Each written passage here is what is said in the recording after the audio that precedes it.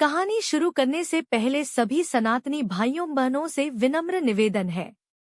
अभी इसी वक्त हमारे सनातन धर्म वाले इस पावन चैनल को सब्सक्राइब करें, वीडियो को लाइक करें। हम सभी जानते हैं कि सांप की जीभ आगे से 2 हिस्सों में बटी हुई होती है, किंतु ये ऐसी क्यों होती है, इसका वर्णन महाभारत में उल्लेखित है।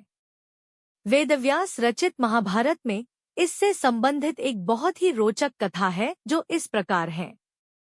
महाभारत के अनुसार महर्षि कश्यप की 13 पत्नियां थीं।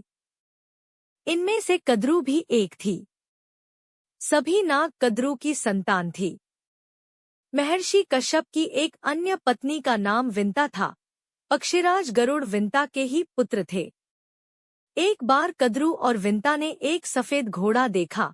उसे देखकर कद्रू ने कहा कि इस घोड़े की पूंछ काली है, और विंता ने कहा कि घोड़े की पूंछ सफेद है। इस बात पर दोनों में शर्त लगी।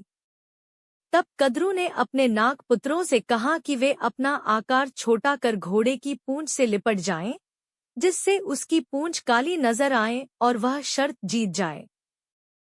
कुछ सर्पों ने ऐसा करने से मना कर दिया। तब कद्रू ने अपने पुत्रों को श्राप दे दिया कि तुम राजा जन्मेजय के यज्ञ में भस्म हो जाओगे। श्राप की बात सुनकर सांप अपनी माता के कहे अनुसार उस सफेद घोड़े की पूंछ से लिपट गए, जिससे उस घोड़े की पूंछ काली दिखाई देने लगी। शर्त हारने के कारण विंता कद्रू की दासी बन गई। जब गरुड़ को पता चला कि उनकी मां दासी बन गई है, तो उन्होंने कद्रू और उनके सर्प पुत्रों से पूछा कि तुम्हें मैं ऐसी कौन सी वस्तु लाकर दूं, जिससे कि मेरी माता तुम्हारे दासत्व से मुक्त हो जाए। तब सर्पों ने कहा कि तुम हमें स्वर्ग से अमृत लाकर दोगे तो तुम्हारी माता दासत्व से मुक्त हो जाएगी। अपने पराक्रम से गरुड़ स्वर्ग से अमृत कलश ले आए और उसे कुशा यानी एक प्रकार की धारदार घास पर रख दिया। अमृत पीने से पहले जब सर्प स्नान करने गए, तभी देवराज इंद्र अमृत कलश लेकर पुनः स्वर्ग लौट गए।